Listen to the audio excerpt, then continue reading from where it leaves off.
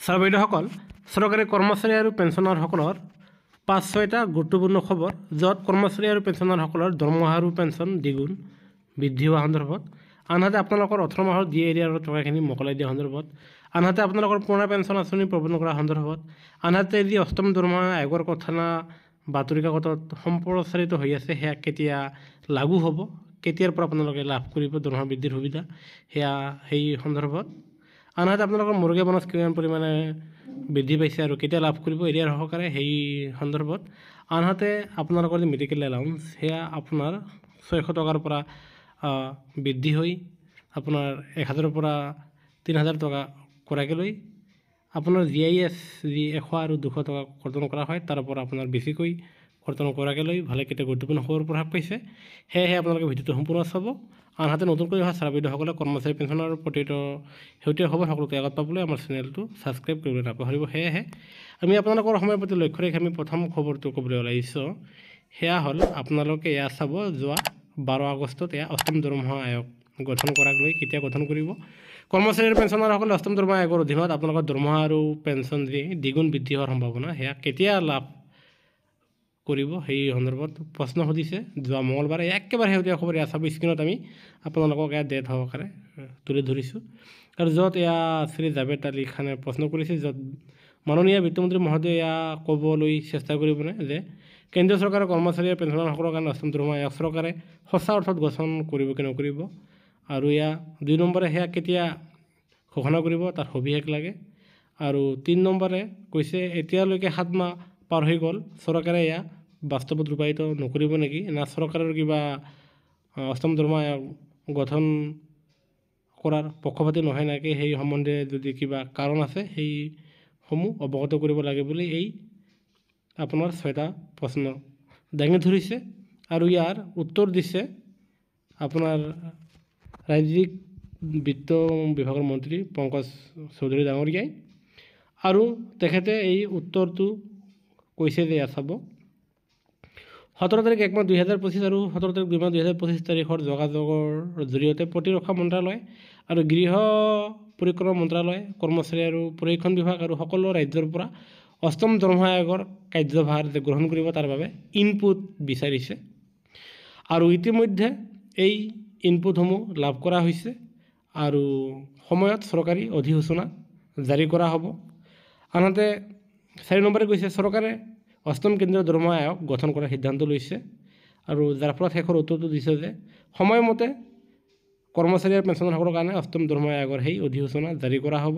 আৰু যাৰ ফলত অষ্টম দৰমহা আয়োগ গঠন কৰাৰ আগতে আপোনাৰ অধ্যক্ষ আৰু 3জনীয়া সদস্যৰে যি এখন কমিটি গঠন কৰি দিব, সেই কমিটি অতি শীঘ্ৰে গঠন কৰি দিব, আৰু যাৰ ফলত কৰ্মচাৰী পেঞ্চনাৰসকলে তেখেতসকলে সঁচা অৰ্থত অষ্টম দৰমহা আয়োগৰ সুবিধা আপোনাৰ 2026 চনৰ পৰাই লাভ কৰিব। অথচ আমি আশা কৰিছোঁ সেয়া 2027 চনৰ পৰাহে কাৰ্যকৰী হ'ব, আৰু আপোনালোকে এই 1 বছৰৰ এৰিয়াৰ লাভ কৰিব কৰ্মচাৰী আৰু পেঞ্চনাৰসকলে। আৰু সেই যি কমিটি গঠন কৰিব, সেই কমিটিৰ প্ৰতিবেদনৰ ভিত্তিত আপোনালোকৰ দৰমহা আৰু পেঞ্চন যথেষ্ট পৰিমাণে বৃদ্ধি পাব। আৰু কৰ্মচাৰী পৰিষদে এইবাৰ ফিটমেণ্ট ফেক্টৰ 2.68 কৰাৰ কাৰণে পূৰ্ণ দাবী জনাইছে। আশা কৰিছোঁ এইবাৰ ফিটমেণ্ট ফেক্টৰ 2.68ৰ আশে-পাশে থাকিব।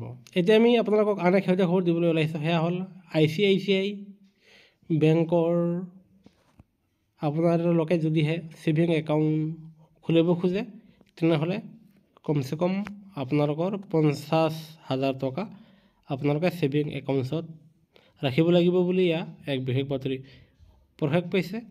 আনহাতে আপোনালোকৰ যদিহে গ্ৰাম্য এলেকা হয় তথাপিও আপোনালোকে 25,000 টকা ৰাখিব লাগিব বুলি এক বিশেষ বাতৰিযোগে এয়া প্ৰকাশ। আৰু যাৰ ফলত আন এক বাতৰি সেয়া হ'ল অনা শিক্ষক কৰ্মচাৰীক পে স্কেল হাৰত দৰমহা দিয়াৰ কাৰণে নিৰ্দেশনা জাৰি কৰিছে। হয় ছাৰ বাইদেউসকল, আপোনালোকে ঠিকেই শুনিছে। আৰু য'ত লিখা আছে গুৱাহাটী উচ্চ ন্যায়ালয়ৰ মুখ্য ন্যায়াধীশ আশুতোষ কুমাৰ আৰু ন্যায়াধীকৰণ অৰুণ দেৱ চৌধুৰীৰ খণ্ড বিচাৰপীঠে ভিন্ন পৰ্যায়ৰ শিক্ষানুষ্ঠানত কৰ্মৰত অনা শিক্ষক কৰ্মচাৰীসকলক পে স্কেলত দৰমহা প্ৰদান কৰিবলৈ ৰাজ্য চৰকাৰক নিৰ্দেশ প্ৰদান কৰিছে। আৰু এতিয়া লক্ষণীয় হ'ব চৰকাৰে কেতিয়া সেই অনা শিক্ষক কৰ্মচাৰীসকলক পে স্কেল দি তেওঁলোকৰ দৰমহা বৃদ্ধি কৰিব, সেয়া লক্ষণীয় হ'ব। আৰু এই নিৰ্দেশৰ ফলত ৰাজ্যৰ কলেজ আৰু উচ্চতৰ মাধ্যমিক বিদ্যালয়ৰ কৰ্মচাৰীসকল, জ্যেষ্ঠ মাধ্যমিক বিদ্যালয়ৰ কৰ্মচাৰীসকল, হাইস্কুল আৰু হাই মাদ্ৰাছাত কৰ্মৰত জ্যেষ্ঠ সহায়কসকল, পুথিভঁৰালৰ সহায়কসকল, চতুৰ্থ বৰ্গৰ কৰ্মচাৰীকে ধৰি অন্যান্য অনাশিক্ষিত কৰ্মচাৰীসকলৰ পে স্কুলৰ দৰমহা লাভ কৰাৰ বাদ পৰাস্ত হৈছে। এয়া নিশ্চয় ভাল খবৰ। এতিয়া এনে শেহতীয়া খবৰ সেয়া হ'ল অসম চৰকাৰে 5টা হস্পিটেলৰ সৈতে চুক্তিবদ্ধ হৈছে আৰু যাৰ ফলত এতিয়া আপোনালোকে বিনামূলীয়াকৈ আপোনালোকৰ চকুৰ চাৰ্জাৰী কৰিব পাৰিব। এয়া নিশ্চয় ভাল খবৰ হয়। ছাৰ বাইদেউসকল, আপোনালোকে ঠিকেই শুনিছে। এতিয়াৰ পৰা আপোনালোকে বিনামূলীয়াকৈ চকুৰ চাৰ্জাৰী সম্পাদন কৰিব পাৰিব আৰু তাৰ বাবে অসম চৰকাৰে ইতিমধ্যে 5খন উন্নত মানৰ হস্পিটেলৰ সৈতে চৰকাৰে চুক্তিবদ্ধ সম্পাদন কৰিছে আৰু এয়া এক নিশ্চয় ভাল খবৰ। এতিয়া আন এক শেহতীয়া খবৰ দিবলৈ ওলাইছোঁ যে কৰ্মচাৰীসকলক যি অক্টোবৰ মাহৰ দৰমহাৰ সৈতে যে আপোনালোকক 1000 টকা বেছিকৈ দিব, সেই 1000 টকাৰ আপোনালোকে গ্ৰন্থ কিনিব লাগিব, অন্যথা পৰৱৰ্তী মাহৰ দৰমহাৰ পৰা আপোনালোকৰ সেই 1000 টকাটো কৰ্তন কৰি ৰাখিব, যদিহে আপোনালোকে অসম গ্ৰন্থমেলাৰ পৰা আপোনালোকে কিতাপ কিনি যদিহে ৰচিদ জমা নিদিয়ে।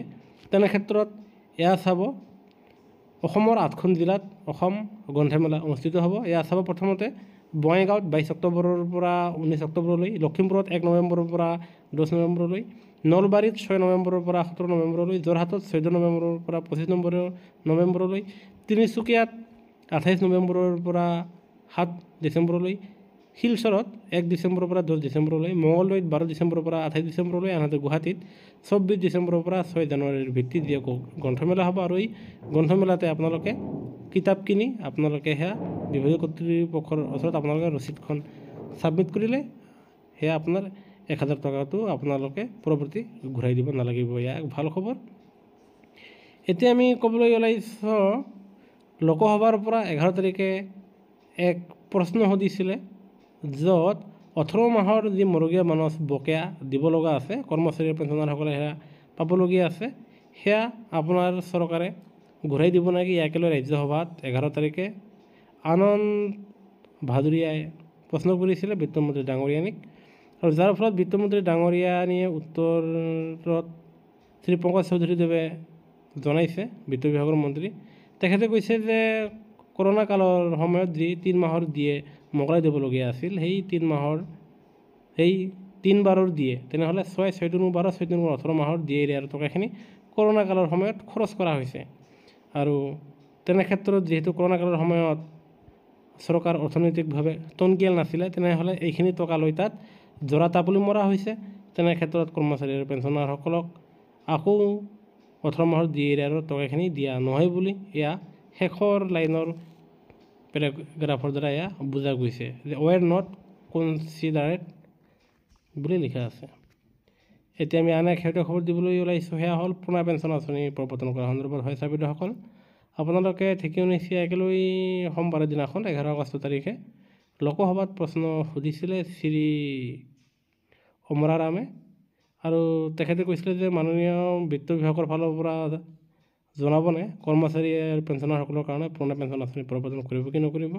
আৰু ইয়াকে লৈ ministry of state for finance বিভাগৰ মন্ত্ৰী পংকজ চৌধুৰীদেৱে জনাইছে যে কৰ্মচাৰীসকলৰ কাৰণে যি OPS ব্যৱস্থা আছে, সেই OPS ব্যৱস্থাৰ ঠাইত চৰকাৰে NPS ব্যৱস্থা আনিছে, আৰু NPS ব্যৱস্থাৰ আপোনাৰ প্ৰতিবাদ কৰাৰ ফলস্বৰূপে চৰকাৰে UPS ব্যৱস্থা আনিছে, আৰু UPSৰ অধীনত কৰ্মচাৰীসকলক শেষৰ অৱসৰৰ সময়ৰ শেষৰ 12 মাহৰ যি গড়ে উলিয়াই আপোনালোকক 50% পেঞ্চন দিয়া হ'ব। আনহাতে কৰ্মচাৰী যি পেঞ্চনাৰজনৰ অবিহনে তেখেতৰ ঘৰৰ মানুহে ঘৈণীয়েকে 60% ফেমিলি পেঞ্চন লাভ কৰিব। আনহাতে আপোনালোকৰ কৰ্মজীৱনত যিখিনি টকা জমা কৰিব, তাৰ পৰা UPSৰ অধীনত আপোনালোকে 60% টকা উলিয়াব পাৰিব। আনহাতে আপোনালোকে চাকৰি কাৰ্যকাল নিম্নতম 10 বছৰ কৰিলে নিম্নতম 10,000 টকাৰ আপোনালোকে পেঞ্চন লাভ কৰিব, আৰু যাৰ ফলত পুনৰাই পুৰণা পেঞ্চন আঁচনি OPS প্ৰৱৰ্তন কৰা নহ'ব বুলি এই আপোনাৰ উত্তৰটোৰে জানিব পৰা গৈছে।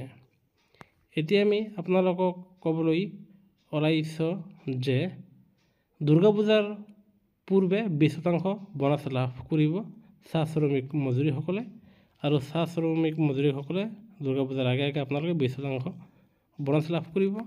আৰু এতিয়া আমি আপোনালোকক ক'বলৈ ওলাইছোঁ যে মৰ্গীয়া বোনাছ বৃদ্ধি কৰাৰ সন্দৰ্ভত, যিহেতু প্ৰতি 6 মাহৰ অন্তৰালত আপোনালোকৰ মৰ্গীয়া বোনাছ বৃদ্ধি হয়, আৰু এইবাৰ জানুৱাৰী মাহৰ পৰা জুন মাহ এই 6 মাহৰ আপোনাৰ সূচকাংকৰ ভিত্তিত এইবাৰ আপোনালোকৰ 3% মৰ্গীয়া বোনাছ বৃদ্ধি পোৱাটো 100% নিশ্চিত হৈছে, আৰু যিটো 55% ঠাইত সেয়া 58% হৈছেগৈ, 58% হৈছে। তেনে ক্ষেত্ৰত কৰ্মচাৰী আৰু পেঞ্চনাৰসকলে তেখেতসকলৰ কেন্দ্ৰীয় কৰ্মচাৰীসকলৰ বাবে ছেপ্টেম্বৰ মাহত সেয়া ঘোষণা কৰিব, আনহাতে অসম চৰকাৰৰ কৰ্মচাৰী আৰু পেঞ্চনাৰসকলৰ কাৰণে সেয়া অক্টোবৰ মাহত ঘোষণা কৰিব। আৰু তেনে ক্ষেত্ৰত আপোনালোকে 3 মাহৰ এৰিয়াৰ লাভ কৰিব, আনহাতে অক্টোবৰ মাহৰ পৰাই আপোনালোকৰ দৰমহা আৰু পেঞ্চন আকৌ 3% বৃদ্ধি হ'ব, য'ত 58% দৰে আপোনালোকে দৰমহা আৰু পেঞ্চন পাবলৈ সক্ষম হ'ব।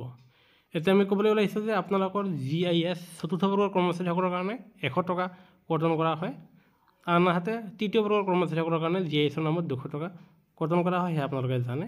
আৰু ইতিমধ্যে বিত্ত বিভাগৰ অধীনত আপোনাৰ কমিটি গঠন কৰি দিছে, আৰু সেই কমিটিয়ে যি ৰিপৰ্ট ছাবমিট কৰিব, আৰু তাৰ ভিত্তিত পৰৱৰ্তী আপোনালোকৰ GIS বেছিকৈ বৃদ্ধি কৰা হ'ব।